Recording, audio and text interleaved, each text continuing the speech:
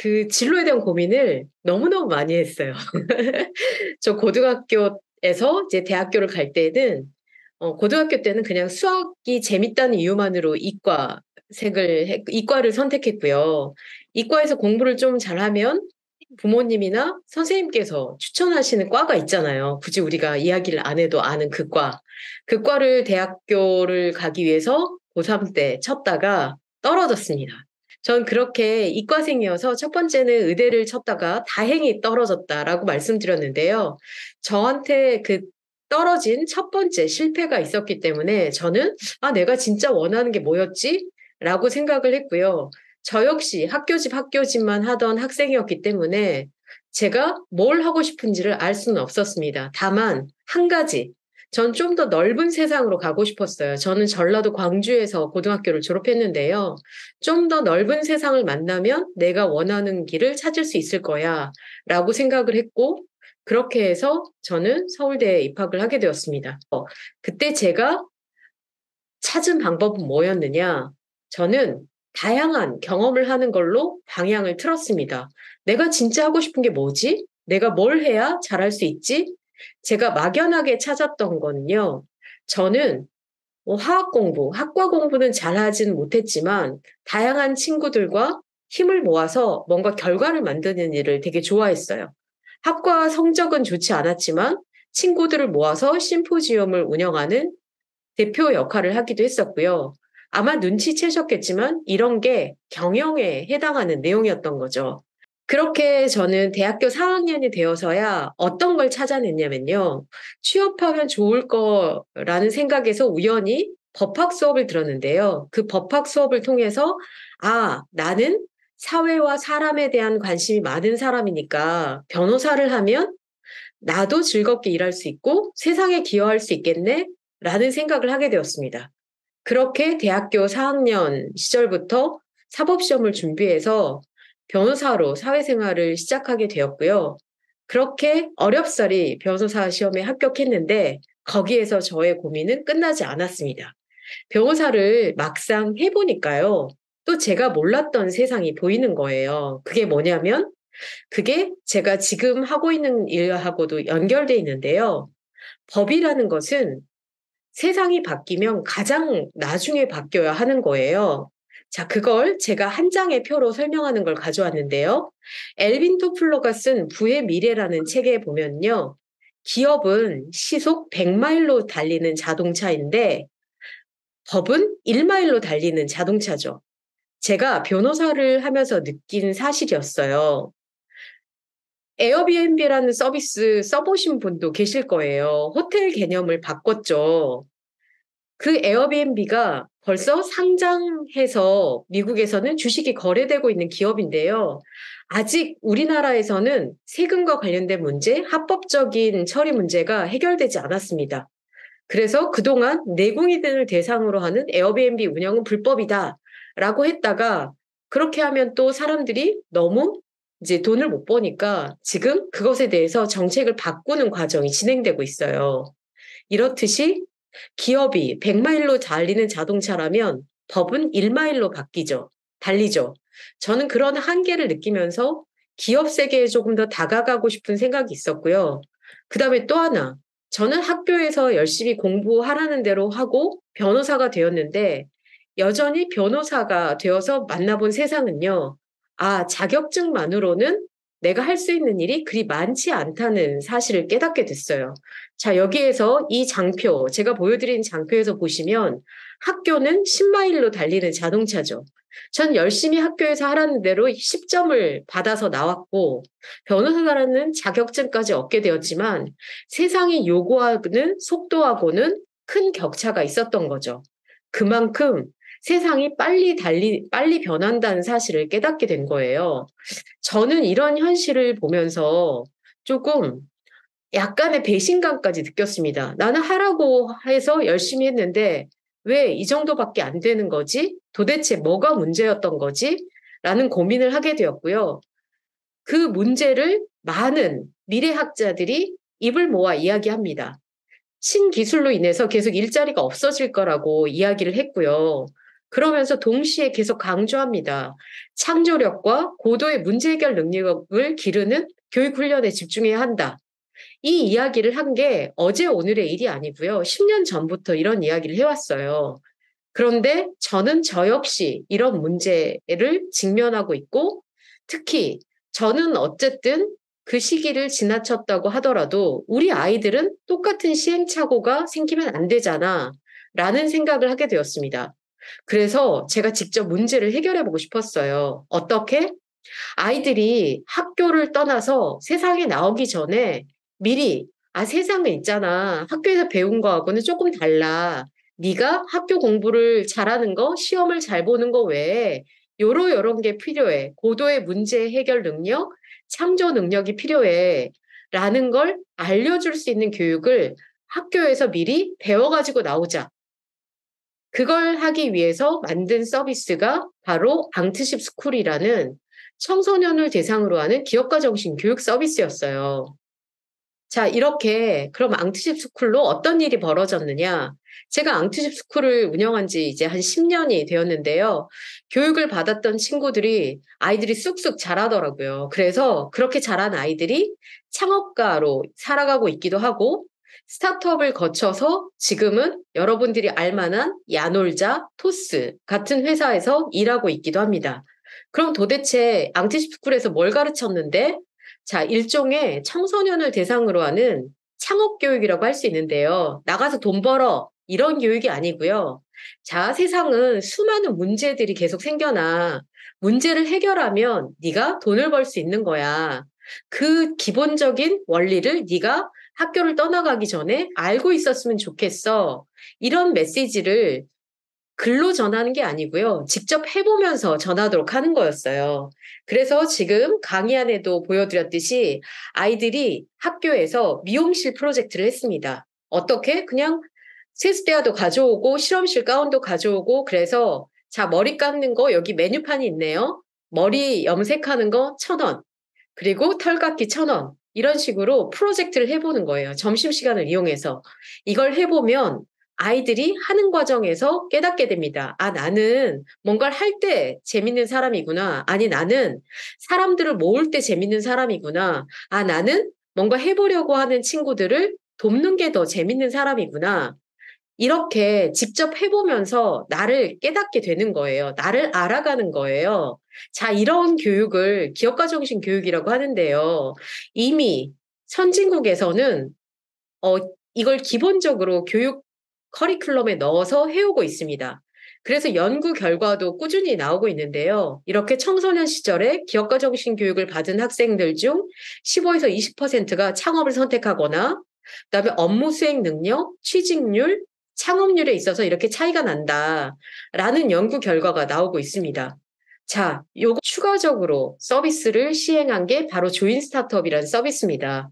제가 해보니까 저도 창업가로 살아오고 있는데요. 창업이 절대 쉽지 않습니다. 그래서 창업을 모두에게 하라고 하는 건 어불성설인 것 같은데, 그럼 다른 대안이 있을까? 고민을 했고요. 그게 창업과 취업의 중간 다리, 스타트업에서 일해보는 경험을 만들어주는 조인 스타트업이라는 서비스를 만들었습니다. 사실 미국에는요, 벤처 포 아메리카라고 해서 대학생들이 대학을 졸업하면 마치 우리가 군복무를 하듯이 벤처에 가서 2년 동안 일해보는 그런 서비스를 제공하는 단체도 있어요. 저는 그거와 유사하게 이렇게 망할 위험도 높은 회사에 가서 내가 A부터 Z까지 다 해보는 경험을 하면 회사가 망한다 하더라도 내가 그 경험을 통해서 이가 없으면 잇몸으로 버틸 수 있는 생존 능력을 키울 수 있다라는 생각으로 이 서비스를 하게 되었고요. 2016년도에 시작했으니 이제 벌써 8년째가 됐네요. 저희 프로그램을 거쳐간 친구들이 한 2만 명 정도가 만들어지게 되었고요. 그중에 한 1,000명 정도는 스타트업에 가서 일하면서 지금은 창업가로 살아가거나 자기가 잘할 수 있는 일을 찾아가는 결과들이 나왔어요. 이렇게 자기의 특성에 맞게 일을 해보면서 뭐는 이고 뭐는 아닌 것들을 만들어가는 과정이 필요하고요. 두 번째, 여기에 있는 오른편에는 남학생의 경우에는 고희선이라는 친구인데요. 이 친구도 고등학교 때 저희 앙티스쿨을 수강했던 학생이고요. 사실 이 친구는 요리 학교를 나왔기 때문에 첫 번째 직장에서의 직업은 요리사였습니다. 하지만 본인이 요리사로서 일을 하면서도 목표는 언젠가 창업을 해서 어려운 사람을 돕겠다라는 목표가 있었어요.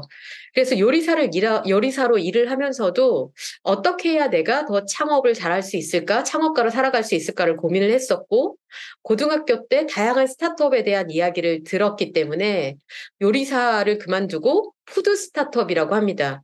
이런 음식과 관련된 스타트업에 취업을 해서 이직을 해서 마케터로 일을 했는데요. 일을 하다가 보니까 마케터로 일을 하는 것보다 본인이 개발자로 일을 하는 게 더 창업가로 성공을 할 수 있는 확률이 높다는 걸 깨닫고 이 고희성이라는 친구도 개발 공부를 하기 시작했어요. 그렇게 한 1년 정도 공부를 하다가 작은 스타트업을 거쳐서 지금은 토스에서 개발자로 일을 하고 있습니다. 근데요, 제가 조인 스타트업이란 여기까지가 제가 왜 여러분께 이 여러분의 귀한 시간을 빌어서 이 이야기를 하는지 조금 설득력을 높이기 위해서 제 이야기를 좀 자세히 드렸는데요. 사실은 오늘 드릴 이야기가 제 소개와 크게 다르지 않습니다. 그러면 지금부터는 본격적으로 세 덩어리로 이야기를 할 거예요. 세상이 어떻게 바뀌고 있는지 여러분이 일상생활을 열심히 하는 동안 미처 파악하지 못했던 이야기를 한 덩어리 들려드릴 거고요. 그래, 그러면 그 바뀐 세상에서 기회를 잡은 사람들은 어떤 사람들이야? 지난 10년 동안 저는 모바일 세상이 이렇게 펼쳐지는 과정을 함께 달리면서 어떤 사람들이 그 모바일 시장에서 기회를 선점했는지 그걸 가까이서 지켜봤거든요. 그래서 그 이야기를 해드릴 거고요. 그러면 그 다음에는 우리 아이들이 그럼 이 변화를 기회로 만들려면 어떻게 해야 돼? 라고 했을 때 해당하는 내용. 요렇게 세 덩어리로 나눠서 설명을 드리려고 합니다. 자, 그러면 본격적으로 이 시대가 어떻게 변화하고 있는지 제가 설명을 드려볼게요. 자, 사진 한 장을 가지고 왔습니다. 이 빨간 동그라미 안에 있는 거 혹시 뭐일 것 같으세요? 요건 1900년 네, 부활절 아침. 뉴욕 5번가 아침 사진을 찍은 거예요. 자, 요 빨간 동그라미 안에 있는 게 뭘까요? 자, 수많은 마차가 보이네요. 네, 맞습니다. 자동차입니다. 자동차가 나타났어요. 사실 우리는 100년이 넘게 자동차를 타고 다니죠. 이때에 비해서 훨씬 자동차가 좋아지긴 했지만 근본적인 차이가 생겨나진 않았어요. 그런데, 자, 지금 제가 보여드리는 사진에서 다음 사진을 하나 보여드릴게요. 이게요, 1913년도에 같은 장소, 같은 날 사진이에요. 마차가 모두 사라지고 자동차로 바뀌었죠. 불과 13년 만에 자동차로 다 바뀐 거예요. 이런 걸 변곡점이라고 합니다. 이 변곡점이 있고 나서 우리는 지난 100년 동안은 큰 변화가 없었지만 지금부터는 새로운 변곡점이 나타나는 것 같아요. 어떻게? 자, 며칠 전에 나온 기사예요. 이젠 샌프란시스코가 본격적으로 자율주행의 무대가 되게 되었는데요. 이젠 자율주행 자동차의 상용화를 24시간 허락하는 지방정부의 결정이 나왔습니다. 그래서 지금 GM과 구글이 운영하는 무인 자율주행 자동차가 샌프란시스코의 시내를 활보하고 있어요. 이제는 풀 자율주행 자동차가 돌아다니는 거예요. 이런 변화가 미국에서만 일어나느냐? 우리나라도 지금 준비하고 있습니다. 자율주행 자동차가 24시간 돌아다니면 지금 우리가 살아가는 많은 것들이 바뀝니다. 이렇게 넓은 주차장이 필요 없어요. 이렇게 많은 자동차가 필요 없습니다. 그러면 당연하게도 많은 직업들이 변화되겠죠. 우리가 자동차 산업을 놓고 봤을 때 자동차 산업은요, 여러분이 잘 알고 계시지만 현대자동차를 중심으로 해서 수많은 생산직 중산층을 만들어냈습니다. 하지만 이런 변화가 점점 저물어갈 예정이고요. 우리가 인터넷 시대가 되고 고도의 지식 사회가 되면서 수많은 사무직 노동자들이 생겨났어요. 하지만 여기에서도 변화가 생겨나고 있죠. 여러분이 요즘 많이 들으셨지만 챗GPT 인공지능 서비스로 인해서 옛날만큼 사무직 노동자가 많이 안 필요해요. 그래서 지금은 어떤 변화가 생겨났느냐. 경제에 관심 있는 분들은 예의주시하고 계시겠지만 지금 미국에서는 대도시를 중심으로 사무실들이 비어가고 있어요. 왜냐? 이제는 고도의 고연봉을 받는 직장인들이 사무실에 출근하지 않고 재택근무를 합니다. 그래서 어떤 이야기까지 나오냐면 이제 21세기의 화이트 칼라와 블루 칼라는 공장이냐 사무실이냐로 나뉘는 게 아니라 출근을 하느냐 아니냐로 나뉜다라는 이야기까지 나오고 있습니다. 이제는 자동화할 수 있는 일은 인공지능 서비스가 하고요. 공장 현장은 기업은 너무나 당연하게 계속 자동화를 빠르게 진행하고 있습니다. 사실 시계를 거슬러 올라가 보면요. 인류의 생산 시계는 어떻게 흘러가고 있냐면 이렇게 산업혁명이 생겨나면서 지난 1800년대부터 가파르게 성장하고 있습니다. 인구도 늘어나지만 산업화의 결과물로 우리의 변화의 속도는 빠르게 변화하고 있죠. 그리고 그 빠른 변화에 어떤 현상도 같이 가느냐? 이렇게 생산 현장의 로봇화가 계속 늘어나고 있고요. 우리나라의 로봇 지수를 보시면 그 어떤 나라보다 높습니다. 그리고 그 결과로 30대 그룹의 고용 현황은 계속 줄어들고 있죠. 자, 사피엔스라는 책을 쓴 유발 하라리는 얼마 전에 본인이 개정판을 내면서 나 이번 판 서문은 인공지능 서비스가 썼어. 라고 이야기를 했어요. 왜냐? 인류 문명의 변화를 이야기하는 저자답게 새로운 인류가 갖게 된 새로운 도구에 대해서 이야기를 해야 하니까요. 이제 인공지능이란 서비스는 이미 뭔가를 갖고 있는 사람에게는 더 유용한 도구가 됐어요. 유발 하라리는 자신이 만들어낸 저술이 많기 때문에 인공지능의 도움을 받는 게 훨씬 더 유용해집니다. 작가들이 인공지능 서비스의 도움을 받아서 나는 이번에 이런 주제로 쓰려고 하는데 네가 한번 목차를 한번 잡아줄래? 나 이전에 쓴 작품으로는 이런 게 있어 라고 프롬프트, 일종의 명령어를 인공지능 서비스에 쓰잖아요.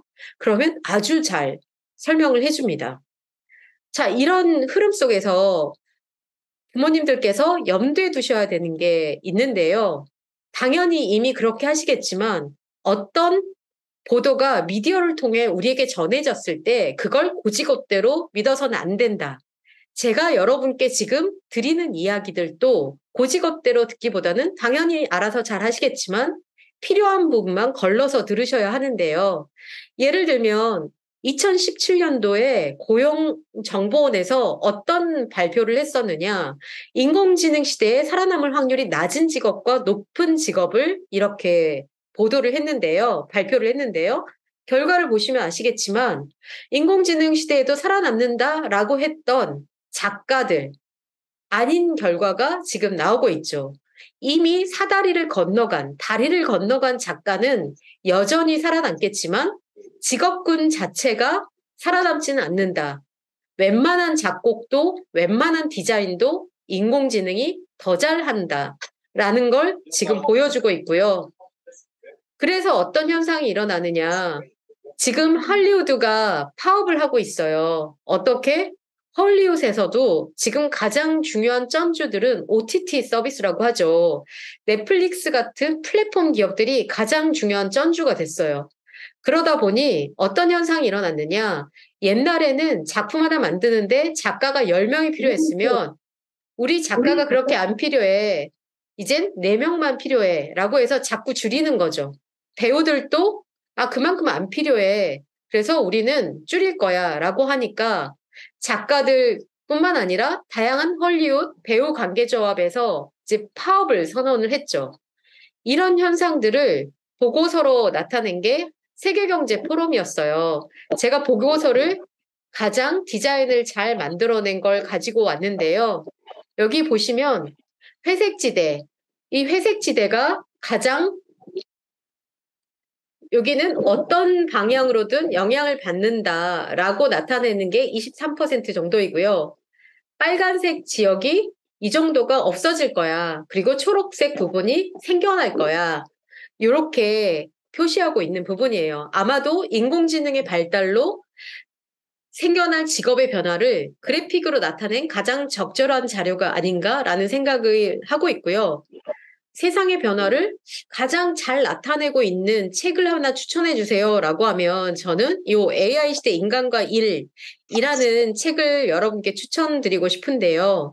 이 책을 제가 한 줄로 정리를 하자면 자, AI 시대는 이렇게 자동화와 증강 사이에 있어.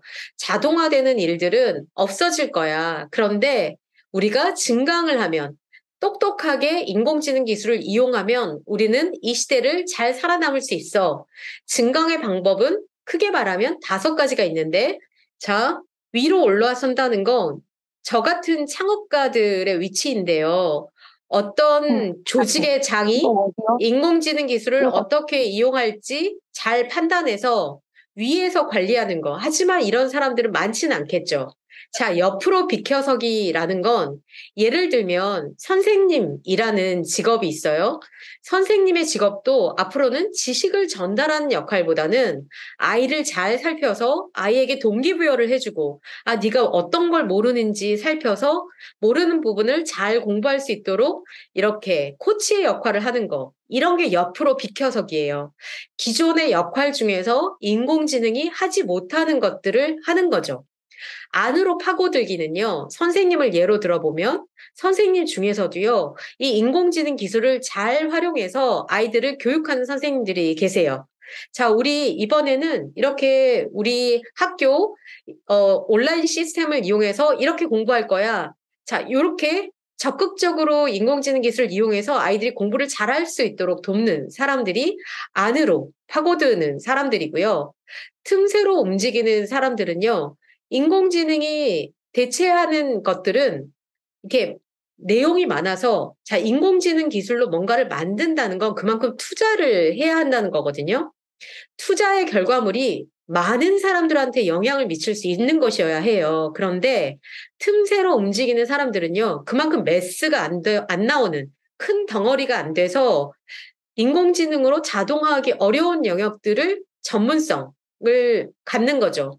예를 들면 어머님들께서도 많이 보시는 이제 특정 분야의 박사님들이라든가 특정 분야의 전문가들, 뭐 오래된 뭐 위조 문서를 판별하는 전문가라든지 많은 사람이 필요하지는 않지만 그 사람이 꼭 있어야 하는 일들이 여기에 해당합니다. 그리고 앞으로 나아가기라는 영역은요, 인공지능을 실제로 서비스를 만드는 것과 관련된 일을 하는 거예요. 요렇게 인공지능 시대에는 인공지능 기술이라는 걸 중심으로 두고 살아남을 수 있는 일들이 재편될 거다라는 이야기를 들려드리고 싶습니다. 자, 제가 방금 이렇게 설명드린 이 이야기를 15분짜리 영상에 잘 담고 있어요. 요건 유튜브에 검색하시면 나오는 영상이라서 요거는 제가 여러분들께 소개만 해드려도 될 것 같고요. 잠깐 15분 정도 시간을 내서 짬내서 이걸 살펴보시면 인공지능 기술이 그동안 만들었던 사무직 노동자들을, 지식 노동자들을 어떻게 바꾸는지를 잘 소개하고 있습니다. 이 소개하고 있는 책의 내용과 이 영상과 더불어서 지금 이 영상의 내용을 책으로 담은 책이 또 하나 있어요. 그게 바로 인간은 필요 없다. 방금 제가 소개해드린 동영상과 동일한 제목의 책인데요. 이 책의 저자도 마지막 결론은 이렇게 하고 있습니다. 이렇게 극단적인 자동화의 시기에 사람들이 계속해서 경제적 가치를 창출할 수 있게 하는 더 나은 전략은 그에 상응하는 기술과 도구를 갖추도록 하는 것이며 우리는 육체 노동자와 사무원이 아닌 미래의 기업가와 자본가를 양성해야 한다라고 이렇게 소개하고 있죠. 자, 이런 것들이 지금 제가 시대가 변화하는 과정에서 직업이 어떻게 변화하는지를 설명한 내용인데요. 조금 일반적인 내용 말고 우리나라의 환경으로 한번 조금 들어가 볼게요. 우리나라는 잘 아시다시피 계속 마이너스 성장을 하고 있어요. 우리 부모님 세대만 해도 7, 80년대만 해도 자고 일어나면 아파트가 들어서고요. 자고 일어나면 건물이 올라가고요. 막 10%까지 성장을 했어요. 그러니 직장에만 열심히 다니면서 월급을 받아도 아파트도 사고 먹고 살 수 있었습니다. 자녀들도 택시 운전사를 하더라도 대학 보내는 게 어렵지 않은 시절이 있었어요. 하지만 지금은 모든 게 바뀌었죠. 거기에 또 하나, 우리나라 인구 구조입니다. 점점 더 우리나라 이제 출생률이 마이너스를 찍었고요. 점점 더 인구 구조가 하락하고 있는 상황이죠. 줄어들고 있는 상황이에요. 이런 흐름을 반영해서 기업에서는 어떤 현상이 일어나고 있느냐? 최근 2년간 채용 유형이요. 신입을 채용하는 비율이 줄었습니다. 그리고 경력을 채용하는 비율이 점점 늘었는데요. 저는 대학을 졸업하고 취직해서 한 4, 5년 차까지 여기 1, 2년 차부터 10년 차까지 어떻게 커리어가 움직이는가를 아주 밀착해서 보고 있어요. 어떤 현상이 일어나냐면요. 대다수의 아이들이 일단 학교를 졸업하면 원하는 곳을 못 들어가니까 어디든 들어가요. 어디든 들어가서 일을 하다 보니 1, 2년 새에 금방 나옵니다. 너무나 못 견디겠거든요. 그래서 1, 2년 사이에 나와서 새로운 방향으로 또 트라이를 하는데 그 트라이를 통해서 새로운 대안을 찾은 친구들이 대기업에 가는 경향들이 생겨나고 있고 그래서 이걸 경력 신입이라고 하죠. 이런 현상들이 일어나면서 대다수의 기업들이 신입 공채를 폐지했고요. 그때그때 필요한 인재를 채용하고 있습니다. 그래서 네가 어느 학교를 나왔느냐보다 이제 경력은요. 네가 뭘 할 수 있어? 진짜 실력이 너무 중요해요. 그런 상황이 되다 보니 자, 이제는 우리가 염두를 해야 되는 게 우리는 앞으로 100세 시대잖아요. 제가 볼 때는 요건 수명 수위를 아주 보수적으로 잡은 수치라고 생각하는데 이게 우리는 아마 80대까지 일하는 시대를 살아가게 되고요. 우리 아이들은 어쩌면 100세까지 일을 하는 시대가 된 것 같아요. 자, 그런데 우리 기업들이 우리들을 직장인들을 품어주는 시기는요, 50세가 채 되지 않습니다. 아, 그러니 이런 현상 때문에 자, 모든 대학을 다 찍고, 그러니까 다 모두가 의대로 몰려가는 현상이 벌어지고 있는데요. 저는 의대가 나쁘다라는 이야기를 감히 못 드리겠어요. 왜냐? 지금 상황이 너무나 시급하고 엄중하기 때문에 저는 그렇게 단호하게 이야기 드리기는 어려운데 다만 부모님들께서도 현실을 좀 더 직시할 필요는 있다는 이야기는 드리고 싶어요. 이렇게 인구 구조가 변화하고 있는 상황에서 과연 의대가 얼마나 그러면 안전한 도피처가 될 수 있느냐? 사실 의대에서도요, 큰 종합병원에 들어가서 일을 하거나 대학에서 일을 하는 경우라면 조금 더 안정도가 높겠지만 결국 개업 일을 하는 경우에는 비즈니스 현장에 결국 에서 내가 살아남아야 하는 건데요.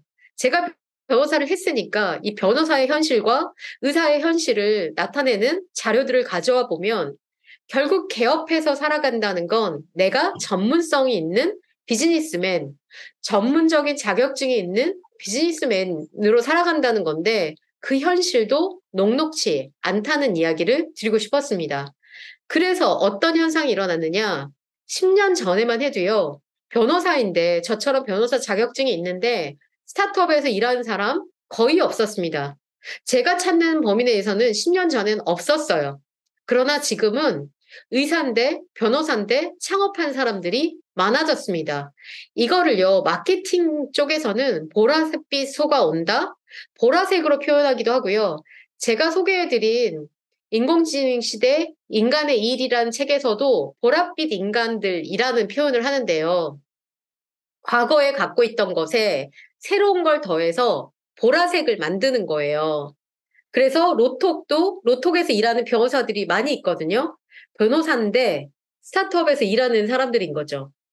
마인들링이라는 서비스는 의사인데 심리치료 하는 서비스를 만드는 창업가로 살아가는 거예요. 자, 이렇게 기존에 갖고 있던 걸 새롭게 만들어서 발전시키는 경향들이 생겨나고 있고요. 저는 부모님들께 오늘 이 시간을 빌어서 우리 아이들에게는 글로벌이라는 단어가 너무나 필요하다. 그런데 이게 그렇다고 해서 조기 유학 보내라는 게 아니고요. 오히려 요즘엔 어떤 게 더 똑똑하냐면요. 저는 유학 갔다 온 친구들도 정말 많이 커리어 상담을 하는데요. 오히려 유학 간 친구들이 그 유학한 나라에서 자리 잡는 경우가 그리 많지 않습니다. 오히려 요즘에는 어떤 친구들이 더 뜨냐면요. 해외에서 우리나라에 대한 K컬처에 대한 관심이 높아지다 보니 우리나라를 잘 알고 우리나라 것을 해외로 팔 수 있는 사람들에 대한 니즈가 훨씬 더 커지고 있습니다. 저는 이 부분에서 가능성이 앞으로 10년 후, 20년 후 더 커질 거라고 생각하고요. 예를 들어 제가 주목하는 영역 중에 하나가 웹툰인데요. 웹툰이라는 산업은요, 우리나라가 넘버원이에요. 웹툰이라는 단어는 콩글리시고요. 우리나라가 표준어를 만들었어요. 표준이라는 게 어떤 의미인지 아실 텐데요.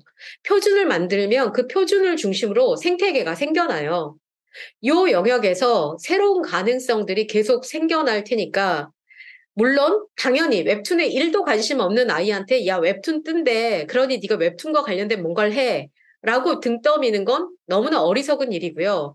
우리 아이가 웹툰을 좋아한다면 그거를 뜯어 말리지는 않으셨으면 좋겠다. 이런 측면으로 받아들이셨으면 좋겠어요.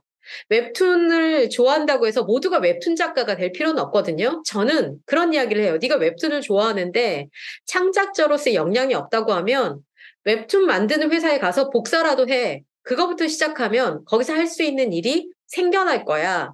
라는 이야기를 합니다. 요지는 이를테면 이런 거예요. 오른쪽으로 갈지 왼쪽으로 갈지 방향만 잘 찾아서 거기에서 또 다시 새롭게 가능성을 보는 거죠.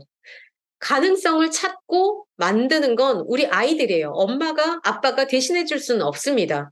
우리가 해줄 수 있는 것은 세상은 이렇게 불확실하고 급변하는 세상이야. 네가 살아갈 세상은. 그러니 네가 스스로 창조하는 능력이 너무나 중요하단다. 그 자세한 이야기는 제가 뒤로 가도록 하겠습니다. 어쨌든 세상이 이렇게 흘러간다는 이야기만 먼저 드리면서 그러면 어떤 사람이 이런 변화 속에서 기회를 만들었을까에 대해서 본격적으로 이야기를 해볼게요. 자, 지난 10년 동안, 20년 동안 인터넷이 1995년 무렵 우리나라에 생겨났는데요. 디지털 세상이 생기면서 어떻게 바뀌어 왔는지 지금 부모님들께서 너무나 잘 경험하셨을 거예요. 이제 더 이상 저희가 종이신문을 보지 않죠? 백과사전을 보는 대신 위키피디아를 보죠. 이렇게 디지털로 많은 세상이 변화되면서 가속화되는 현상들이 일어났고, 이제 2009년도부터 우리나라에 시작되었던 모바일 시장이 우리의 많은 것들을 바꿨죠. 이제는 컴퓨터를 접속하기 위해서 책상에 앉아야 하는 게 아니라 이동하는 컴퓨터를 모두가 이용하게 되었죠. 그러면서 어떤 현상이 일어났느냐? 이젠 이렇게 내가 어떤 아이디어가 있고 해보려고 하는 의지만 있다면 다 해볼 수 있는 시대가 된 거예요. 왜? 이제 뭔가를 만들면 만들 수 있는 인프라가 너무나 좋아졌기 때문이죠. 자, 그러면 이 변화를 잘 소개하고 있는 책이 있어요. 바로 직업의 종말이라는 책인데요. 이 직업의 종말이라는 책은 후루룩 볼 수 있는 책인데요. 이 책 역시 제가 대신 읽어서 한 장으로 정리했습니다. 저는 이 장표가 이 책에서 담고 있는 메시지의 핵심이라고 생각하는데요. 인류가 살아온 과거를 한번 돌아보시면 1300년대부터 1700년까지는요. 토지를 가진 자와 없는 자, 그리고 농업이 생산의 핵심이었습니다. 토지는요, 내가 갖고 싶다고 가질 수도 없었어요. 태어나면서부터 그냥 정해졌어요. 너는 토지가 있는 자, 너는 토지가 없는 자. 실제로 직업의 자유라는 게 없는 세상이었죠. 지금 우리는 직업의 자유를 누리고 있는데요. 실질적으로 인류가 직업의 자유를 누리게 된 것도 얼마 되지 않았습니다. 인류 역사상 1, 200년밖에 안 된 거예요. 자, 그 다음에 이 변화가 생겨난 것은 1700년부터 1900년. 자, 그때는 지금 우리가 벤처를 위험한 기업이라고 하듯이 1700년부터 1900년까지의 벤처는요, 배를 띄우는 것이었습니다. 무역이 생겨나고요. 무역이 생겨나면서 산업이 이루어지기 시작했습니다. 그러니 뭘 공장을 지으려도 배를 띄우려고 해도 돈이 필요하죠. 왕도요, 돈이 있는 자로부터 돈을 빌려서 배를 띄웠습니다. 돈이라는 게 새로운 권력의 핵심으로 신분 상승의 도구로 등장했죠. 그러면서 공업, 무역이 새로운 신분 상승의 도구가 되었고요. 징검다리가 되었죠. 그러다 보니까 부모님들이 직장에 가서 일을 해야 되니 아이들을 맡길 곳이 필요했죠.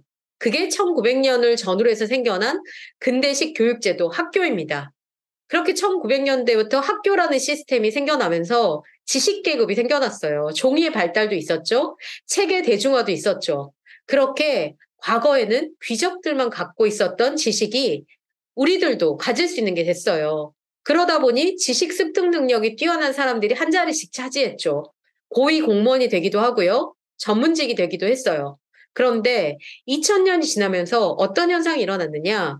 지식은 이젠 전문직 종사자들만 갖는 게 아니게 됐어요. 예를 들어, 저는 저한테 변호사를 소개해달라는 사람들을 에게는요, 무슨 사건인지, 뭐가 문제인지 좀 들어본 다음에, 아, 그거면 그냥 네가 이렇게 이렇게 해서 셀프 소송을 해라 라고 이야기를 해줘요. 왜냐하면 지금은 정보가 너무 많아서 그리고 도구도 잘 만들어져서 셀프 소송을 하기가 쉬워졌거든요. 그렇게 셀프 소송을 한 친구는 본인이 자기가 살던 집이 경매에 들어가게 됐는데 셀프 소송하면서 자기의 전세금도 찾고 아예 그 집을 경락받았어요. 이게 가능한 시대가 되었죠.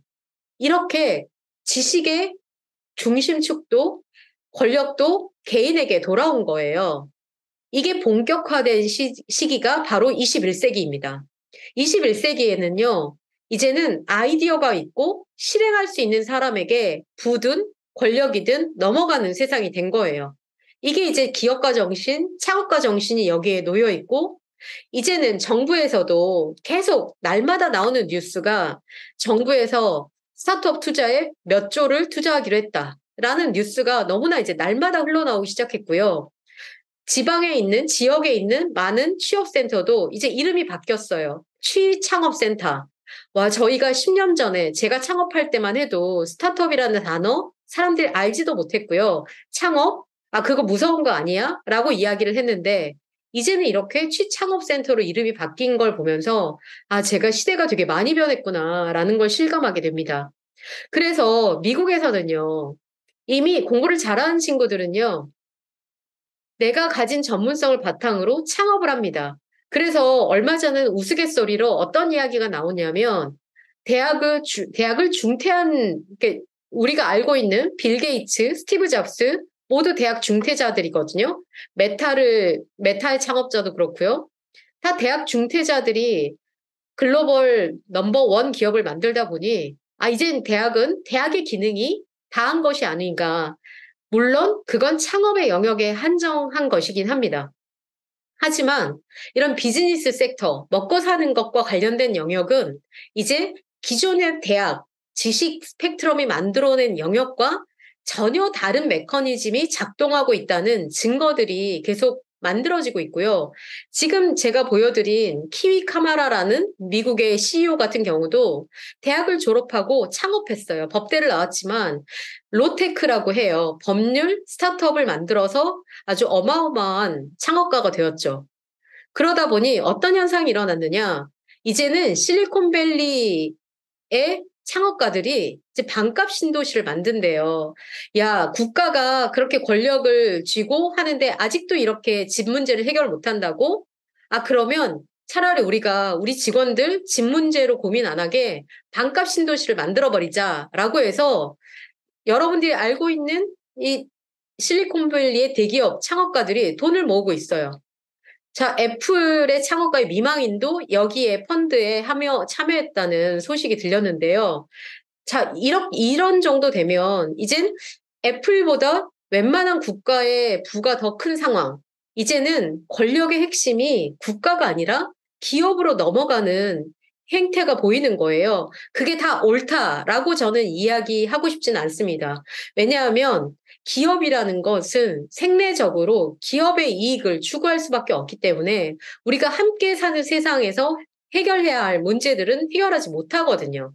그래서 저는 모두의 삶을 행복하게 하는데 고민을 하는 기업가들이 더 많이 나와야 된다고 생각을 해요. 하지만 우리가 염두해야 될 사실은 이렇게 세상이 바뀌어 가고 있고 우리 아이들이 살아갈 세상은 더 많이 이쪽 방향으로 바뀔 거다라는 이야기입니다. 인포트라는 서비스를 만든 개발자는요.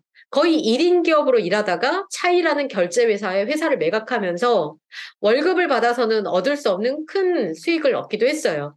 자, 이렇게 창업가의, 지금 우리 아이들의 시대는 창업가의 시대로 변화하고 있다는 이야기를 말씀드리면서 이렇게 창업가의 개인의 꿈이 떠받쳐주는 시대의 힘도 함께하고 있는데요. 방금 제가 말씀드린 창업을 해서 성공한 창업가들이 만든 투자, 인큐베이팅 회사들도 이렇게 생겨나서 부모님들께서 아실 만한 회사들이 다 이런 회사들의 투자를 받았습니다. 마이리얼트리, 당근마켓, 뭐 이런 서비스들이 다 이런 회사들의 투자를 받아서 또 무럭무럭 성장하고 있고요. 그러다 보니 어떤 변화가 생겨났느냐.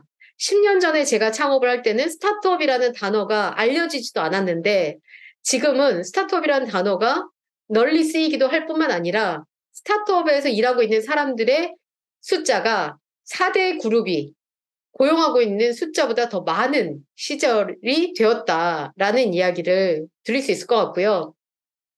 다만 이게 그러니 스타트업에 가서 일해야 돼가 아니라요. 스타트업이라는 그 기업이 갖고 있는 능력, 문제 해결 능력, 맨 땅에서 헤딩하는 능력, 이게 되게 중요하다는 거고, 이런 능력을 대기업도 높이 평가한다는 거죠. 그래서 구글 같은 경우는 제가 조금 전에 앞서 제가 제 소개를 할 때 저랑 같이 일했던 공동 창업자, 처음부터 아무것도 없던 우리 회사를 함께 키워준 우리 공동 창업자가 지금 실리콘밸리 메타에서 일하고 있다고 이야기를 드렸는데요. 그 친구가 메타에서 합격할 수 있었던 이유도 바로 이런 거예요. 우리 공동 창업자 이력을 보니, 아, 이 친구는 맨 땅에서 헤딩했던 이력이 있네? 아, 맷집이 있겠군. 이렇게 인정하는 거죠. 자, 그래서 이런 흐름들뿐만 아니라 지난 10년 전부터 동시에 어떤 흐름이 생겨나냐면요. 대기업들도 사내 벤처를 육성합니다. 왜냐? 지금 대기업에서 일하고 있는 사람들의 가장 한계가 뭐냐면 아까 제가 말씀드렸잖아요. 결핍이 결핍돼 있다고. 그러다 보니 자, 그래서 예를 들면 IT 기업인 네이버 같은 경우는요. 네이버 웹툰은 네이버에서 일하는 김중구라는 사원이 아, 저 만화 덕후인데요. 왜 네이버에서 이런 거 안 만들어요? 만화도 디지털로 만들 수 있잖아요. 라고 손들고 이야기한 거에서 시작해서 지금은 내년 나스닥 상장을 목표로 하고 있는 네이버 웹툰이 만들어졌습니다.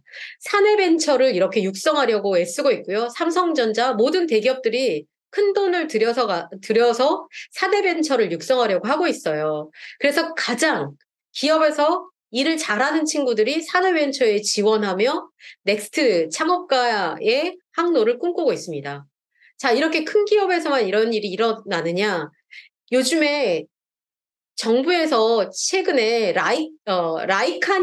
라이콘이라는 단어를 쓰기 시작했는데요. 이게 뭐냐면, 로컬과 스몰 브랜드 기업을 집중 지원하겠다라는 발표를 했거든요. 이게 왜 그러냐 하면, 이제 우리나라의 다음 가능성이 어디 있냐면, 로컬과 스몰 브랜드에 있습니다. 세상이 발전하면서 사람들이 이제 식상한 프랜차이즈보다 개성 있고 품질 좋은 개별 브랜드를 더 선호하는 현상이 일어났어요. 그리고 제가 아까 미국에서의 김밥, 냉동 김밥의 큰 인기를 말씀드렸듯이 개성 있는 거에 환호하는 흐름이 생겨났어요. 그러다 보니 뭔가 내가 진짜 좋아하는 게 있으면 그걸 만들어내는 사람들에게 새로운 기회가 열리는 거예요. 이 후프 베이글이라는 빵집도 마찬가지입니다. 빵 덕후인 박혜령 대표가 자기가 자기 집에서 만들어서 회사 동료들에게 팔아보면서 키워간 게 지금 10년이 흐르면서 20명, 30명을 고용한 빵 회사로 만들어지게 되었어요. 그리고 서울에서 있는 직업을 골라서 들어가는 취업 시대가 아니라 인벤트하는 시대인 거다. 1인 기업이라도 괜찮은데 그게 내가 잘할 수 있는 걸 최고로 잘하는 형태로 하면 취업해서 직장 생활하는 것보다 더 잘할 수 있는 시대가 되었어. 물론 그러기 위해서는 경험이 필요하죠. 당연히 저는 취업할 필요가 없다가 아니고요. 취업이라는 게 이젠 내 일에 다가가는 과정이 되었다라는 이야기를 드리고 싶습니다. 자, 이렇게 앞에 저희가 어떤 이야기를 했냐면요. 세상이 어떻게 바뀌어가는지 이야기 드렸고요. 그 바뀐 세상에서 기회를 잡아가는 사람들은 뭘 어떻게 한 사람들인지 설명드렸어요. 그러면 아직 우리 아이들은 학교에서 미래를 준비하고 있으니까 그럼 어떻게 해야 하지? 그 이야기를 지금부터 본격적으로 하도록 할게요. 이렇게 경험치가 너무 작으니까 아이들한테 뭐 하고 싶어? 라고 하면 천편일률적으로 객관식으로 답이 나와요. 물론 연령층에 따라서 조금 달라지죠. 초등학생은 자기 눈에 보이는 거. 근데 고등학생으로 가면 좀 더 현실적인 답들이 많이 나오지만 역시나 객관식인 걸 알 수 있습니다. 그리고 또 하나의 변화. 이젠 과거에 사실 놀랍게도 1900년대 가 초만 해도 대학 진학률이 우리나라가 27%밖에 안 됐습니다. 그러다가 본격적으로 대학 진학률이 늘어난 게 2000년대 즈음이었고요. 지금 계속 이제 정체되어 있죠. 그리고 또 하나의 그래프를 보여드릴게요. 요즘엔 저는 어떤 현상을 보냐면요. 가방끈이 길어서 슬픈 학생들을 많이 봐요. 이게 학교가 제일 따뜻하고 좋거든요. 대학교 졸업하고 취업이 잘 안 되면 석사해요. 석사하고 또 취업 안 되면 또 박사해요. 박사하고 나서 갈 데가 없는 거예요. 이런 현상이 일어나고 있거든요. 왜냐하면 기업 입장에서는 박사를 뽑아야 할 이유가 분명한 회사들이 그렇게 많지 않거든요. 이러다 보니 이런 현상, 가방끈만 길어가는데 결국 할 일이 없어지는 현상이 만들어지고 있고요. 이웃나라 일본은 어떤가 봤더니 일본은 대학 진학률이 점점 줄어들고 있어요. 여기에는 여러 가지 현상들이 있기는 해요.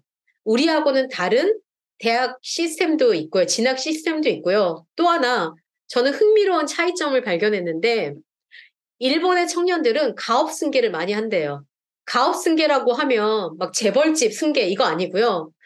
오코노미야끼 파는 우리 집 가업 승계하고요. 그러니까 이런 식으로 라멘집 하는 우리 집 승계하는 거예요. 그러니까 100년, 200년 하는 가게들이 계속 늘어나고 있죠. 앞서 제가 보여드렸다시피 계속 변화를 이야기해요.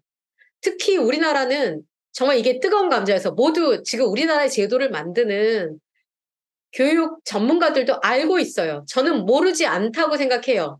하지만 제도를 바꾸는 과정에서 정치적인 잡음이 너무 크기 때문에 저는 이 벌집을 그 누구도 건드리지 않으려고 하다 보니까 이 제도가 어느 누구의 마음에도 들지 않은 상황을 계속 이어가고 있다고 생각해요.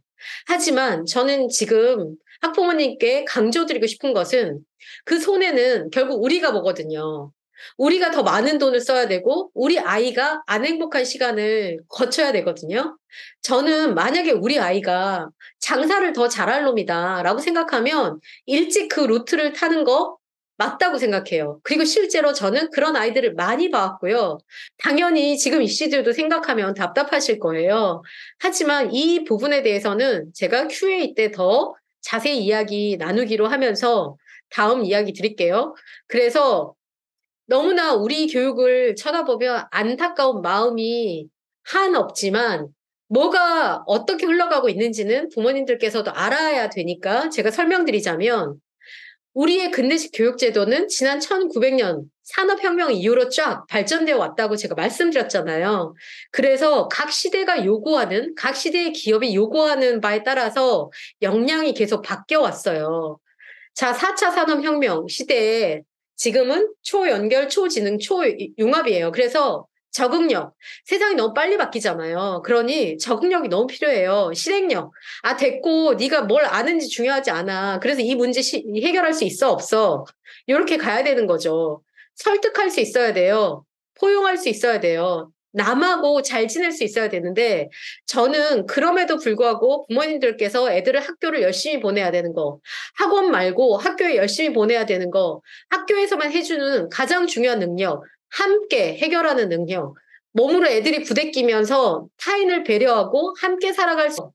그래서 이렇게 논문에도 보면 4차 산업혁명 시대에는 이렇게 초연결성, 불확실성, 자동화의 시대이기 때문에 이런 능력이 필요하다는 걸 강조하고 있고요.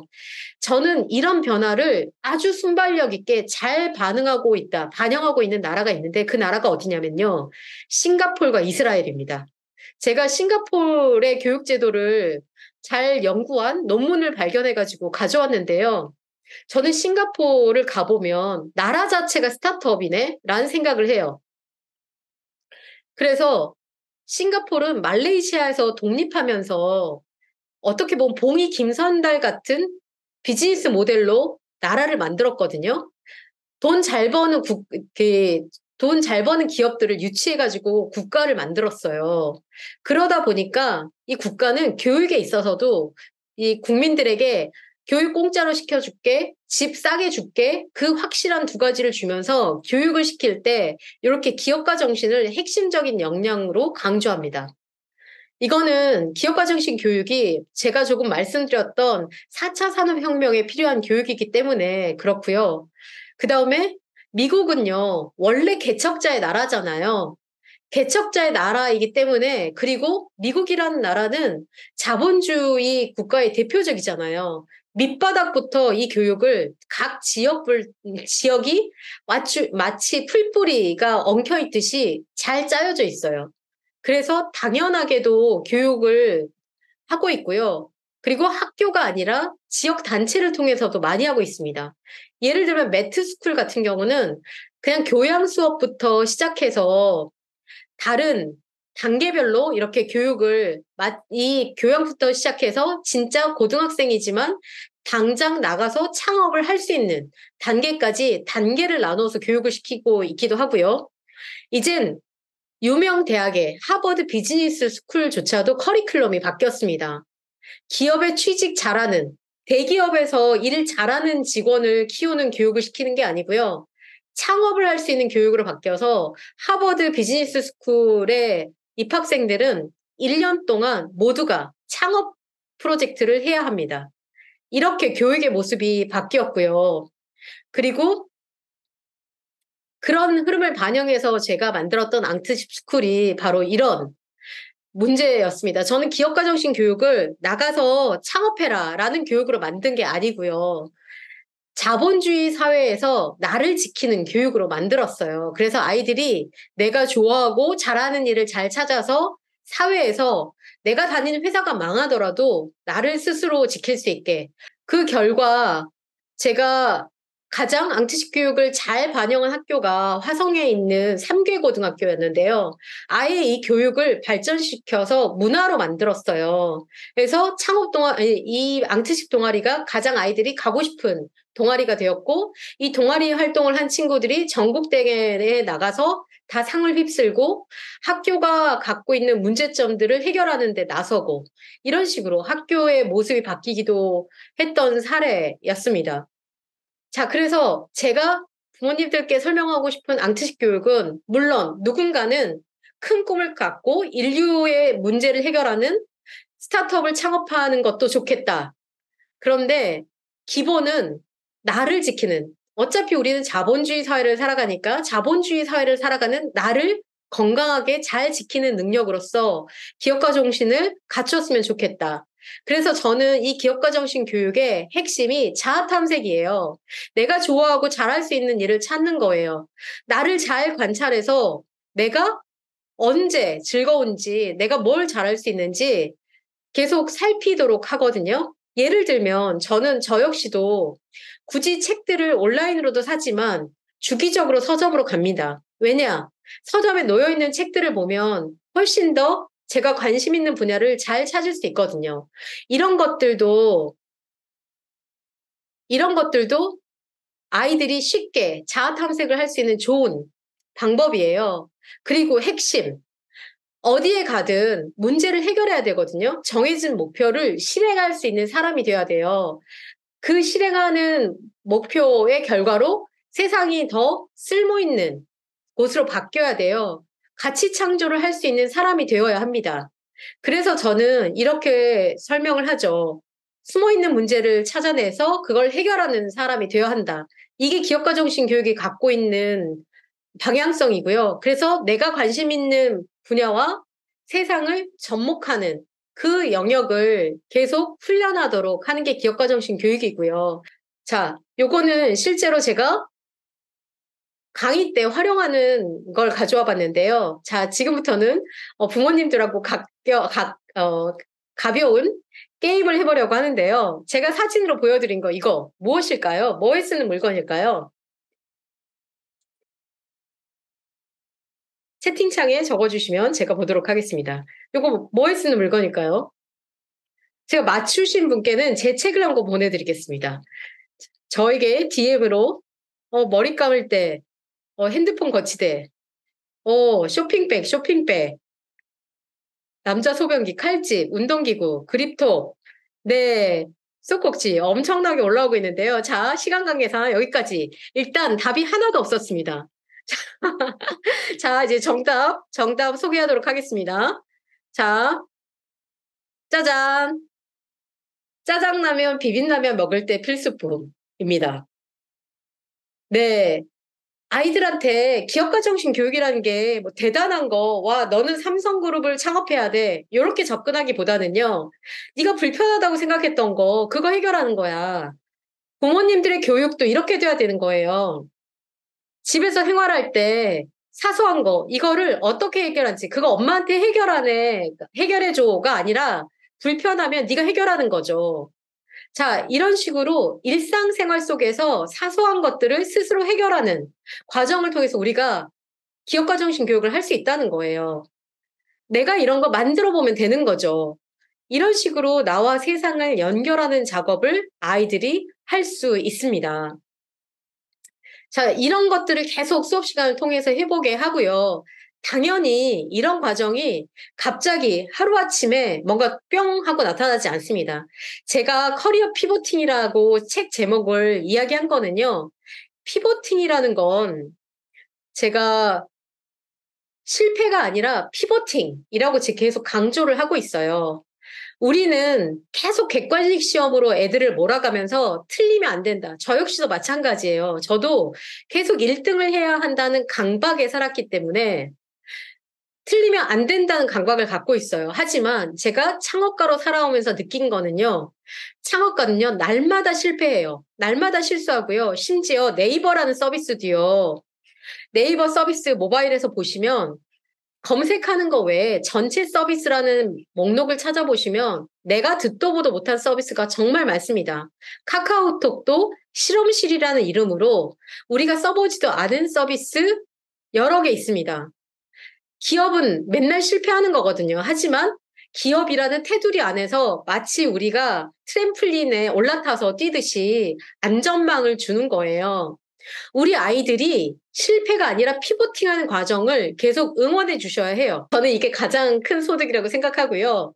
자, 그러기 위해서는 교사와 학부모의 역할이 중요하다. 어떻게? 우리가 대신하면 안 돼요. 제가 앙트식 교육을 해보면 막 선생님들이 대신해줘요. 선생님들도 워낙 학교에서 공부를 잘했던 분이라서 애들이 뭔가를 못하고 있는 걸 못 참으시는 거죠. 하지만 우리는 인내해야 합니다.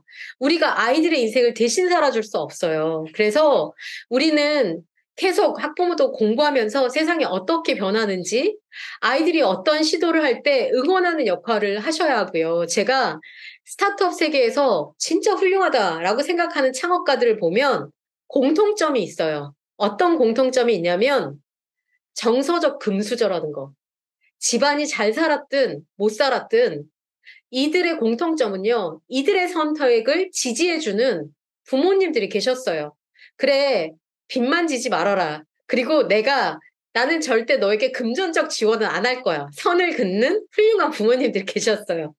자, 이렇게 정서적 금수저로서의 역할을 부모님들이 해주셔야 하고요. 거기에 더불어서 제가 몇 가지 구체적인 팁들을 먼저 드리면 아이들에게 나를 위한 시간을 확보해 주셔야 합니다. 자, 나를 위한 시간이 생기면요. 좋아하는 일을 하게 되고요. 좋아하는 일을 오래 하게 되면 잘하게 돼요. 남들보다 잘하는 일이 있으면 새로운 길이 열려요. 저는 경험을 하게 해줬거든요. 경험에는 돈을 아끼지 않았어요. 학원비는 저희는 거의 들지 않았는데 경험 투자는 그래도 뭐 대단히 큰 건 아니어도 학원비가 안 든 만큼 소소하게 뭐 배우고 싶다고 했을 때에는 많이 지원을 했습니다. 자, 알리바바의 창업자 마윈이 이런 이야기를 했어요. 과거 200년간 인류의 지식에는 엄청난 변화가 있었지만 지혜 측면에서는 큰 변화가 없었다.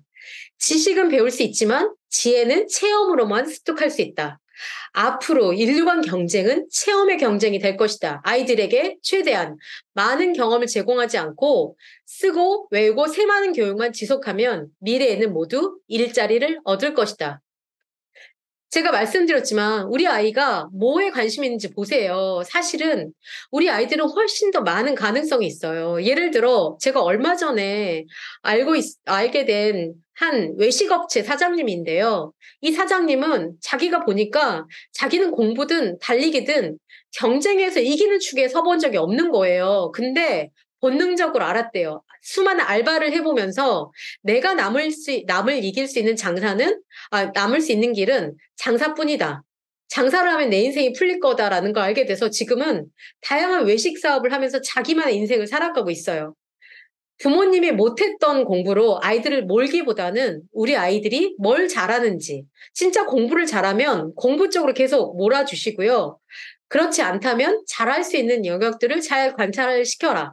저는 이렇게 이거 아까 경험에 투자를 많이 했다고 말씀드렸는데 대단한 돈을 투자한 게 아니고요. 하고 싶은 걸 다 하라고 그랬어요. 어렸을 때 요리도 해보고 컨텐츠도 만들어보고 알바도 해보고 하는 걸 다 해보라고 했죠. 아마 보신 분들도 계실 텐데요. 가드너의 다중지능 이론에 보면 대충 우리 아이들이 이 다중지능 중에 어디에 장점을, 강점을 나타내고 있는지 보이실 거예요. 그리고 이렇게 아이가 좋아하는 거에 투자하다 보면 자기의 기준이 생길 거예요. 아이의 선택을 존중해 주시는 거죠. 그게 설령 아니라고 할더라도. 당장 그게 아니라고 해서 큰일 나는 거 아니잖아요. 아니라는 걸 아는 것도 중요한 과정이니까. 남이 좋다는 거 말고 내가 원하는 것을 선택할 수 있는 용기가요. 지금보다 더 중요한 게 진짜 리얼 월드에 나와서예요. 아시겠지만 요즘 교수라는 상대적으로 안정적인 자리를 얻게 된 사람들도 안에서 불안정성이 점점 더 커지고 있습니다. 스탠퍼드 대학 의대 공대에서 종신교수를 받은 이진영 교수인데요. 항상 남들이 아니다, 반대하는 선택만 해왔다는 거예요. 과학을 공부한다고 하자, 과학만 공부하면 한쪽을 치우칠 수 있다. 또 여학생이 무슨 전기과 공부를 하냐. 전기공학 공부하다가 또 뇌과학을 공부한다고 하니까 너 그러다 커리어 엉킨다. 계속 남들이 아니라는 선택을 해왔는데 자기만의 주관이 있으니 했던 선택이었던 거고요. 전에 퀴즈 냈었잖아요. 짜장라면 먹을 때 그 물 빼는 거. 자, 이런 게 생활 속에 다 있습니다. 부모님들께서 아이들의 기업가정식 교육을 학교에서 모든 걸 다 학교에서 해결할 수는 없잖아요. 학교가 해주면 고마운데 저는 저의 이 특강을 들으러 오신 부모님들께서는 충분히 할 수 있다고 생각하거든요. 밥상머리 교육을 하셔야 된다고 생각해요. 경제 교육을 우리가 장바구니 교육을 할 수 있어요. 뭔가 문제를 일으키는 기업은 우리가 안 사면 돼요. 왜 안 사야 되는지 아이와 함께 이야기하면서 뭐가 옳고 그른지를 함께 의논하면서 이렇게 경제 지수를 높이기도 하고요. 내가 뭘 사려고 하는데 뭘 사는 게 좋겠니? 아이에게 의논을 하는 것도 좋고요. 아이가 필요로 하는 건 뭘 사는 게 좋은지 물어봐서 해결하는 것도 필요합니다. 그렇게 밥상머리 교육을 어떻게 하느냐? 저는 개인적으로 오뚜기나 교보문고 같은 교보생명을 되게 좋아하는데요. 기업이 갖고 있는 철학이 있어서 그 철학을 완벽하지 않아도 실행하는 교육들은 우리가 소위 돈줄이라고 하잖아요. 저는 이제 온라인 책을 구입하는 건 다 교보에서 합니다. 그리고 식품은 오뚜기에서 삽니다. 왜 그러는지 이 이유를 아이와 같이 이야기하면서 이렇게 경제 지수를 높이는 거죠. 그리고 아파트에서, 학교에서 이렇게 중고 장터를 하면 반드시 참여하도록 이야기를 격려해 주세요. 우리가 해볼 수 있는 가장 좋은 기업가 정신 교육이거든요. 자, 이런 교육들과 함께 제가 한 가지 추천드리고 싶은 것은 제가 필진으로 참여해서 어, 기사를 쓰고 있기도 하는 경제 미디어가 있는데요. 날마다 정말 큐레이션을 잘하고 좋은 컨텐츠를 만들어서 경제 뉴스를 보내주고 있는 어피티라는 미디어가 있어요. 요 미디어를 특히 한 중학생, 고등학생 정도, 저는 부모님들도 이 어피티라는 미디어를 구독하셔서, 아, 이렇게 우리 아이들을 교육해야 되겠구나. 정말 우리가 포털을 접속해서 뉴스를 보면 보고 싶지 않은 사건, 사고가 너무 많잖아요. 사실은 그 사건, 사고 몰라도 내가 사는데 지장 없거든요. 그런데 어피티는 우리가 살아가는데 필요한 경제, 성장에 필요한 이 뉴스만 모아서 그리고 잘 만들어서 보내주기 때문에 저는 날마다 어피티 뉴스레터만 구독하고 봐도 아침 루틴으로 만들어도 아이들이 미래를 준비하는데 큰 도움이 될 것이다 라고 자신 있게 말할 수 있습니다. 여기에 살짝만 몇 가지 덧붙이자면 배우는 습관, 지식의 생애 주기가 너무 짧아졌어요. 계속 바뀌어요. 뭔가 학교에서 배우는 게 전부가 아니에요. 스스로 배울 수 있도록 해야 하거든요. 아이들이 좋아하는 것들을 배울 수 있도록 계속하면서 스스로 학습 능력을 갖출 수 있도록 해야 합니다. 저는 그래서 독서가 너무 중요하다고 생각하고요. 글쓰기 너무 중요하다고 생각해요. 지금 문해력이 떨어지고 있는 시대가 되었는데요. 다른 건 몰라도 문해력, 이 제가 아까 그러니까 구독해 보시라고 말씀드린 어피티를 읽는 것 자체가 문해력을 높일 수 있는데요. 이렇게 문해력을 높이는 게 배우는 습관하고도 직결되고 지금은 그 어느 때보다 배우는 게 쉬워졌습니다. 다 온라인에 배울 수 있는 도구들이 많아졌잖아요. 영어 공부도 챗GPT랑 할 수 있습니다. 그리고 제가 조금 전에 강조드렸듯이 함께하는 연습, 친구들과 사이좋게 지내는 연습을 하는 거 정말 중요하고요. 결국 회사에 나와서 일을 잘하는 사람은 함께 할 수 있는 사람입니다.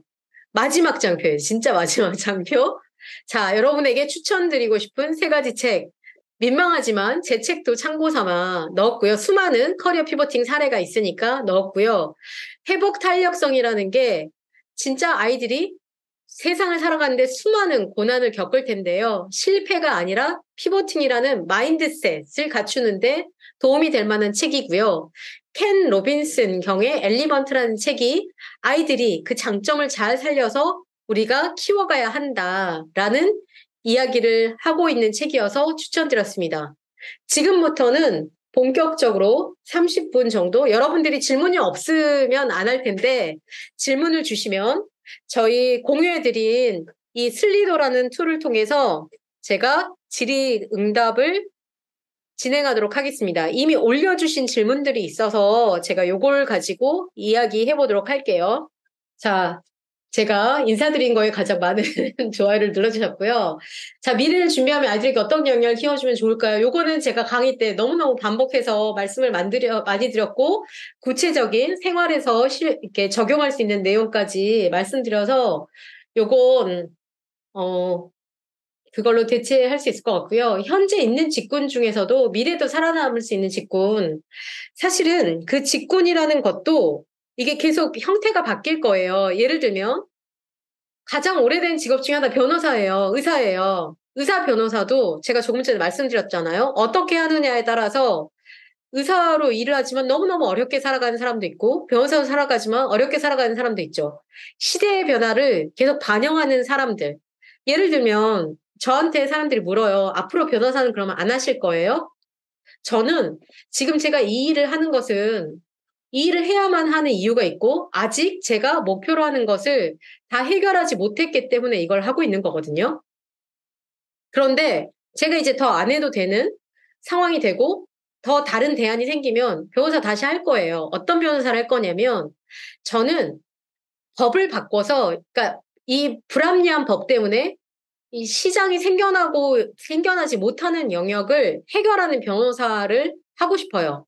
특히 제가 관심 있는 영역이 푸드 산업 분야예요.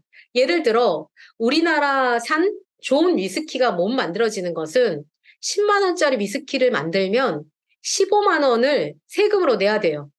그러다 보니 당연히 누가 돈을 들여서 위스키를 만들겠어요. 안 되는 거거든요. 법제도가 산업을 생겨나는 걸 막고 있어요. 저는 나중에 때가 되면 그런 영역의 변호사를 할 거예요. 저는 항상 저의 관심은 문제 해결에 초점이 맞춰 있는 거죠. 하지만 지금은 이 일을 아직 제가 완벽하게 다 잘 해냈다고 생각하지 못하기 때문에 이 일에 집중하고 있는 겁니다. 결론적으로는 기존의 일이 이 기존의 직군 중에 계속 살아남을 직군들이 있는데 그 직군에서 더 큰 파일을 얻을 수 있는 것은 방금 말한 대로 보라색으로 바뀌어서 기존에 갖고 있는 걸 시대의 변화와 맞게 잘 접목하는 직군은 계속 살아남을 거다. 자, 그 다음에 아까 제가 보여드렸던 세계 월드 포럼, 월드 포럼에 있었던 표 보셨죠? 사라지는 애들이 있고요. 생겨나는 애들이 있어요. 예를 들면 지금 런드리고라는 세탁물 수거하고 배달해주는 서비스가 있거든요. 요거 5년 전에는 없었어요. 새로 생겨나고 있고, 그 다음에 배달의 민족, 배달앱. 우리 모바일 세계가 있기 전에는 없었어요. 자, 새로운 기술. 우리의 삶을 뒤흔드는 새로운 기술이 생겨나면 판이 바뀌어서 전에 없던 일이 생겨납니다. 이럴 때에는 어떤 현상이 있느냐? 저는 배달의 민족도 100명도 안 됐을 때 막 가라고 밀어붙였어요. 제가 조금 전에 마케터로 일하던 친구 개발자로 커리어 바꾸라고 해서 이제 바꿨다고 이야기 드렸잖아요. 3년 전엔 그게 가능했거든요. 벌써 문이 닫혔어요. 이제 초보 개발자는 취업하기가 힘들어졌어요. 이렇게 판이 빨리 바뀌어요. 시대의 변화를 읽고 빠르게, 기민하게 대응하는 게 필요하다. 지금의 상황은 제가 개발자를 지금은 하라고 그렇게 추천은 못하겠어요.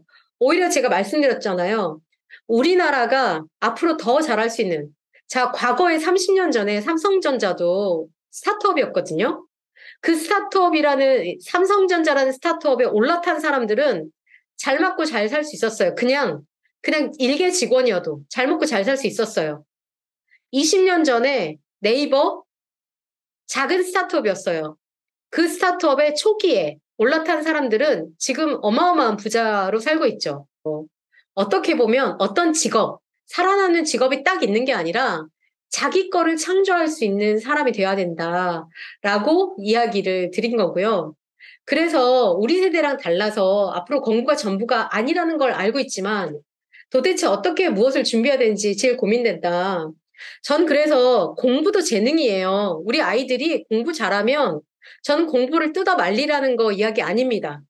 과거에 20세기에는 공부만 잘하면 할 수 있는 일이 정말 많았어요.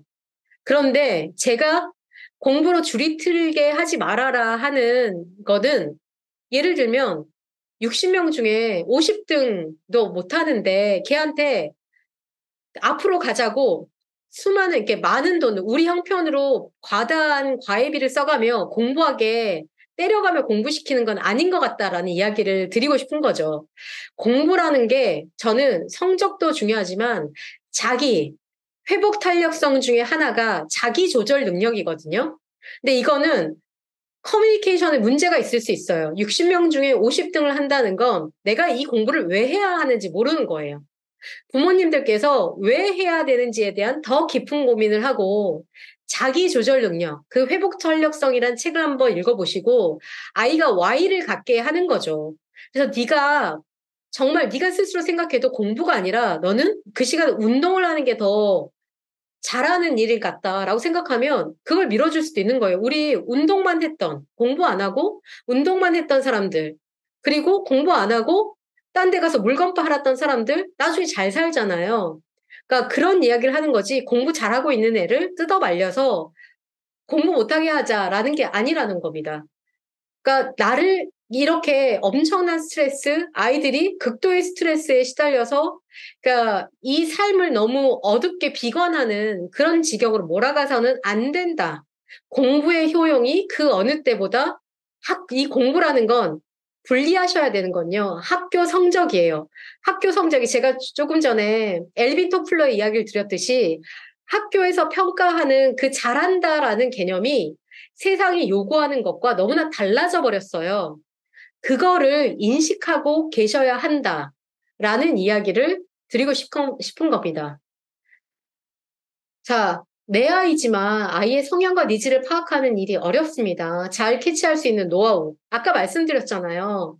계속 아이들이 뭔가 해보고 싶다고 있는 거. 게임 같은 경우도 너무 과도하게 하는 거는 막아야겠지만, 게임이라는 것도 순기능이 있거든요. 그러면 게임을 네가 이걸 하면 보상 설계를 잘 하셔야죠. 네가 숙제를 적어도 학교 숙제는 꾸준히 해야 하고 그러면 포임을 어느 정도 하게 해줄게.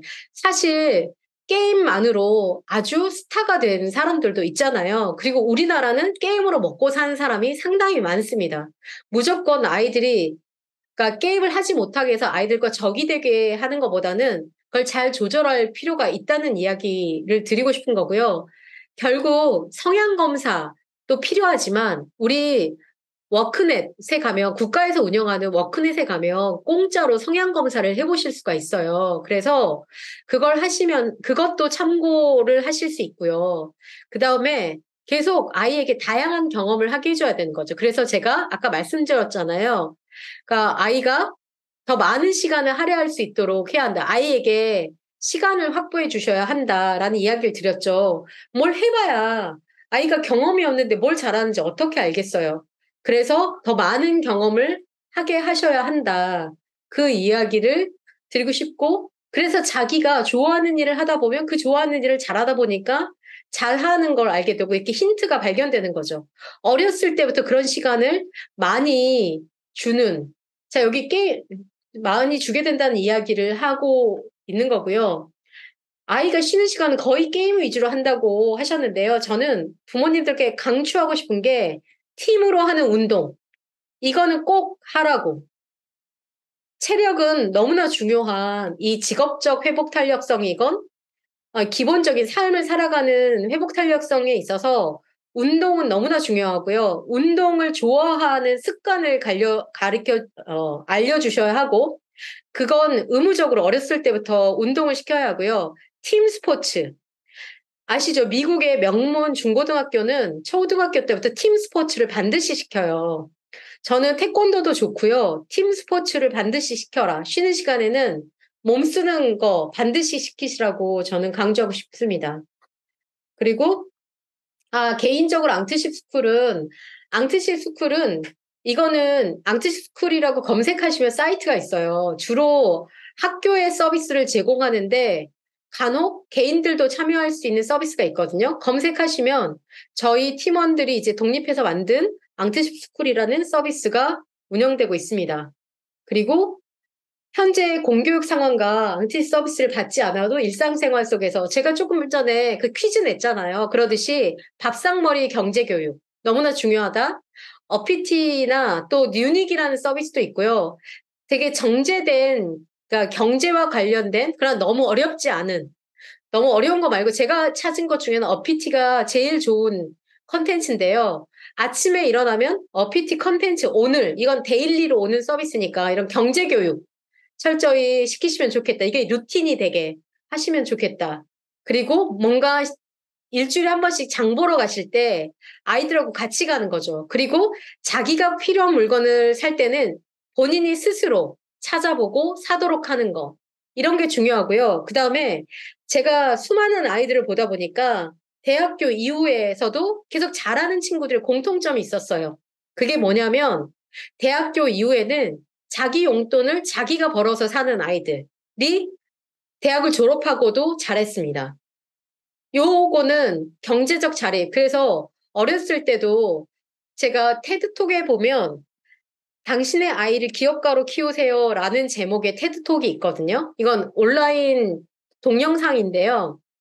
이 3대가 기업가 가족인 스피커가 강연자가 나와서 이야기를 하는데 용돈을 줄 때도 다 메뉴판이 정해져 있어요. 아이가 가사 일을 돌보도록 하면서 어떤 일은 얼마 이런 식으로 집에서 어렸을 때부터 자기가 스스로 노력해서 돈을 벌게 합니다. 아시겠지만 그러니까 미국의 유태인들은 특히 어렸을 때부터 교육을 할 때 스스로 용돈은 자기가 벌도록 하는 교육을 시켜요.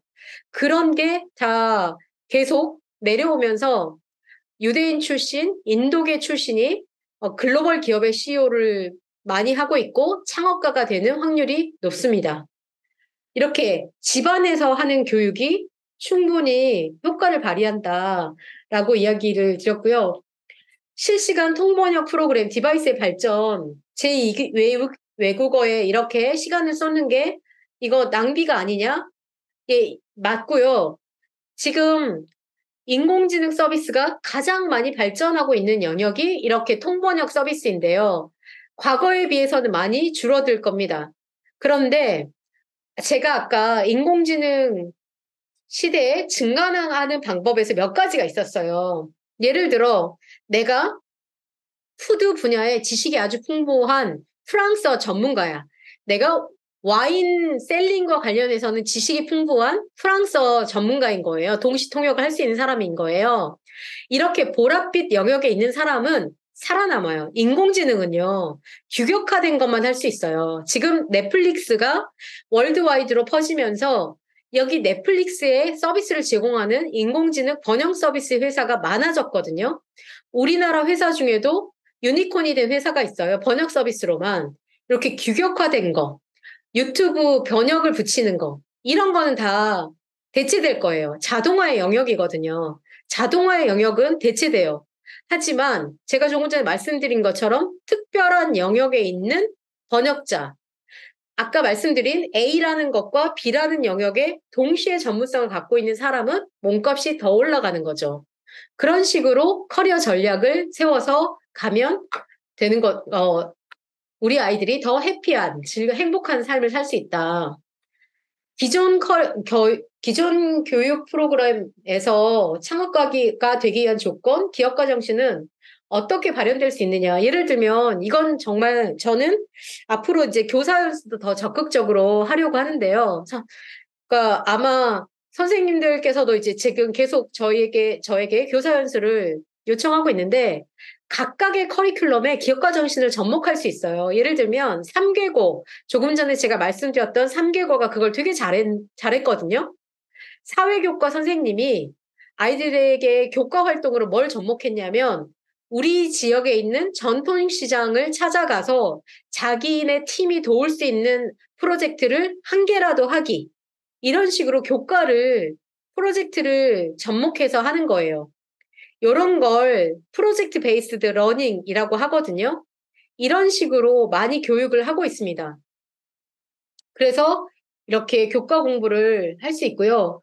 교과 공부 시킬 때만 유튜브로 게임 동영상을 찍어 올리는 초남 아이를 어디까지 간섭해야 할까요? 유튜브로 게임 동영상을 찍어 올리는 걸 좋아하나 보네요. 초남아. 이거 유튜브라는 게 사실 이거 하나 자체가 저는 유튜브가 창업 시대를 앞당겼다고 생각해요. 사실은 유튜브 자체가 하나의 기업이에요. 유튜브, 블로그, 텍스트를 좋아하는 친구들은 블로그. 이거는 아이는 게임을 소비자로만 사용하고 있는 게 아니에요. 자, 여러분에게 강조하고 싶은 거는 아이들에게 뭔가를 좋아하면 소비자로서의 경험뿐만 아니라 생산자로서의 경험까지 하게 해야 해요. 지금 잘하고 있는 거예요. 자기가 게임 좋아하는 거를 유튜브를 찍어서 올리잖아요. 간단한 유튜브 이 스튜디오 서비스를 이용해서 생산하는 거예요. 돈을 버느냐 안 버느냐는 그건 나중 문제고요. 가치를 만드는 거 이거 자체가 중요한 생산의 경험입니다. 하지만 우리 아이들이 살아갈 세상은 바뀌어요. 저희가 지금은 이렇게 전망하지만 앞으로 바뀔 수 있거든요. 너무 큰 비용을 들이지 않고 네가 과정이 즐거울 것, 네가 잘할 수 있는 것들을 도전해 볼 수 있는 것일 것. 이렇게 몇 가지를 계속 추려가면서 하시면 좋겠습니다. 라고 이야기를 드렸고요. 자, 그리고 챗GPT 시대에 아이 어떻게 기고하는지 조금 전에 제가 소개해드렸던 인공지능 시대 인간의 일이라는 책을 좀 어렵긴 해요. 그래서 어렵지만 잘 훑어보시고 핵심은 제가 말씀드렸잖아요. 인공지능이 우리 삶에 들어오는 건 불가피해요. 지금 모바일이 세상에 들어오면서 많이 바뀌었잖아요. 조금 전에 말씀드렸듯이 우리 아이들이 할 수 있는 일은 5가지다. 범주를 나누자면, 그러니까 인공지능이 절대 넘볼 수 없는, 그러니까 일종의 학교로 치면 교장 선생님 역할. 그래서 인공지능 기술을 어디 거를 어디다 갖다 쓰고 의사결정하는 최고 의사결정자 남을 거고요. 인공지능을 기술을 잘 이용하는 역할도 남을 거고요. 인공지능 기술과 상관없는 일을 하는 것 남을 거고요. 인공지능을 만드는 영역 남을 거예요. 이런 것들 염두하시면 될 것 같아요. 그리고